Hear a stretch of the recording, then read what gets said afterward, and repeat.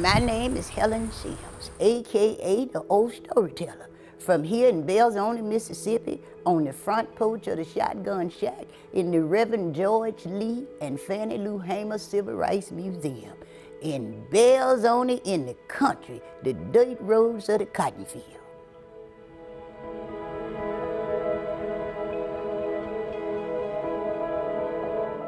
The old lady been around quite a while, but I always said, let's start at the beginning. And that's the best place, you can't never go wrong. When I was a little girl, my mama and daddy lived next door to what they call some civil rights activists. Now that's when I first got exposed. Being a child, not really knowing what was going on, but I heard them talking about how they was doing it, folks, you know, how they didn't want them to come in certain stores, they couldn't go to certain restaurants, nothing but the outside and order the food, and how the black folks had to go around to the back door. So they was talking about standing up and getting their rights to vote. That's how I got exposed to the movement. Sitting around listening to the older folk talk about the struggle for civil rights and human rights and integrating the school, and if they paid their money at the restaurant for the food, they should be able to go in and sit down too. And if they paid the fare to ride the bus, they shouldn't have to go to the back of the bus, because their money was just as green, baby, as anybody else. So they got tired of going to the back of the bus. They got tired of going to one waiting room for the black folks at the doctor's office, in another waiting room at the doctor's office for the white folks. They got tired of that. So all those different things, as a young child, I would hear them talk about. And I said that that wasn't right. So at different times, I entered the activity when I was young. But when I got older, it really become real hurtful. Because when I got older, thinking that things had changed, we come a long way, because they integrated the school system. And when they put us in the schools, they was already giving us books that was 20 and 30 years old, you know. When they integrated the school, they integrated it all right, but they took the white folks out and put them in school somewhere else. And only the poor white folks, just like us poor black folks, was in this integration thing, really, to tell you the truth. So they was fighting that we could be integrated and get a decent education. A whole lot of things still had to change, but they did. And eventually we was able to do it. But one day, my mama let me go to Chicago, and that's how I got in this mess. I'm talking about really got in the game. Mama let me went to Chicago because she wanted me, like Fannie Lou Hamer did, wanted the children to see indoor plumbing in tall buildings, electric lights, and just experience something other than the country, the South, and the cotton fields. So she allowed me to go stay with my grandmama. And when I got to Chicago and enrolled in school, the children called me Mississippi Hick, called me dirt road, snuff dipping outhouses. And they talked about me from Mississippi, baby. But the worst part about it all, it was folk that were talking about me, that they grandmamas and things came from Mississippi too.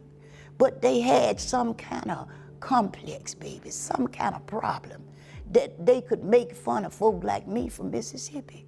And when I would come in the classroom, there come Mississippi, snuff dipping, them outhouses. And they would talk about, you know, how you smell and you look like snuff dipper. Baby, I never dipped no snuff in my life. And I tried to defend Mississippi. I tried to defend myself as a young girl. And I told them, we got indoor plumbing now, y'all. We got electricity. Some of us still got outdoor plumbing. Some of us still got coal oil lamps. But back then we had sidewalks and paved streets. But every day the kids made fun of me in Chicago. And it was getting close to December. And I told my mama, I said, Mama, I want to come home. I'm tired of these kids making fun of me. And in December, during the Christmas break, I come home. Years later, when I got grown, had 3 children, go back to Chicago to stay with my grandmother. And my children went to the same school that I went to. I know the teachers were different in the time, but when my daughter came home and told me, she said, Mama, she said, they talking about me from being from Mississippi. They talk about us country folks and outhouses and all that stuff. And I tried to tell them, and a light went off in my brain. And then I remembered what I went through trying to go to school in Chicago. Same building, same location, just different folks. But something in the mind of the people still hadn't changed. But when I heard my daughter say the same things that I said, that let me know it's something wrong with us black folks too. I said, we busy putting one another down. And somebody need to tell these children, instead of talking about the South, need to tell them that we got in those stuff too. Say something good. I said, if I ever decide to go back home and live, what I will do is make sure that our story is told, and I'll tell the truth, and I won't whitewash it. And I'll make sure they know about Reverend George W. Lee, the preacher from Belzoni, Mississippi. And I came back home because I was getting my children up out of that system. Come home, forgot all about it, and a couple of years later, all hell broke loose in Mississippi. You know, after a while, the movement died down. People went and got the children educated and paid for their homes and went to work.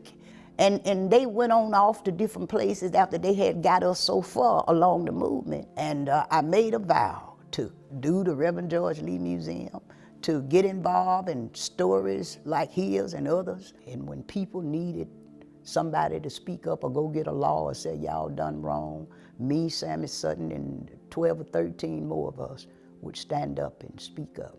So that's what we did, baby. That's how we started working with the civil rights movement. And once you get in it, you brand it, baby. And it's okay, because I'll still stand up and tell them to their face, you're a lie and the truth ain't in you. And whether they like it or not, don't make no difference what color you is, where you come from, and then turn around, tell them I love you, and there's absolutely nothing you can do about it. But I'm gonna tell you the truth. The foundation of this museum was to preserve and promote the authenticity of American, African American, and Mississippi history. We do that without compromise, but we do that in a manner that anybody listening, unless you want to be offended, you get offended. We ain't gonna apologize, but because we are sensitive to my nieces and nephews, and some of them is Indian, some of them is European, some of them is Mexican. So when I go to the family reunion, I got a loving family, and I love them, and better not nobody do nothing to them. I don't care what they got in them, because that's my family. And from this front porch and these lips, everybody come here, and everywhere I go, I tell them it's about the choices that you make and the steps that you take. Education is one of the main things. So don't fault nobody for what they do to somebody else unless they doing them wrong. You stand up and tell them that is wrong. And when you get to that point, lay the truth out there, but do it in a loving manner, but do it in a tone that they know you mean what you say when you said it. And I'll still march if I have to with you. Whether you part of the gay community, it don't make no difference what religion you are. We said from the front porch of these shack and from this shack and this mouth that talks too much sometimes, that it's about the choices you make. People have a right to choose whatever direction they want to. But let us support what is right and what is just and what is true. To make a long story short, education, the truth about what happened and who did it, not faulting nobody else for what somebody else has done, and to love everybody because the Bible and the good book said love them. You might not like what they do and what they done to other folk, but every man got a right in America to make his own choice. Whether we accept your right or not, you got a right to choose, and we should love you in spite of. That's what I think, baby. You got people in history from all sides. You got people like Fannie Lou Hamer, for instance. She looked at the condition of her people, and her heart went out, because to me, she was one of the greatest evangelists that God allowed to come in this world and take a breath. He used Fannie Lou Hamer to tell them, I'm sick and tired of being sick and tired. She told them that it didn't matter what color you were. If you was a human being in America and you had needs, Fannie Lou Hamer spoke up for you. If you came to her and you was a European, a white, Caucasian, whatever you want to call them, and you had a need, Fannie Lou Hamer went out her way to make sure that she could help people no matter what color they was. Reverend George W. Lee was a minister of the gospel. He didn't choose people because they was black. He didn't choose them because they were white. He didn't reject them because they was either one or the other. But he loved on God's people and wanted everybody to have a chance to have the power of the ballot to be able to choose who represent them. These are the kinds of things that we want our young people to remember. These people stood up. In 1964, Freedom Summer, when they came from all over the world to Mississippi to speak up and stand up and even to educate people in the South, they did it because they cared about the fellow man. And the young people of today can keep that spirit alive.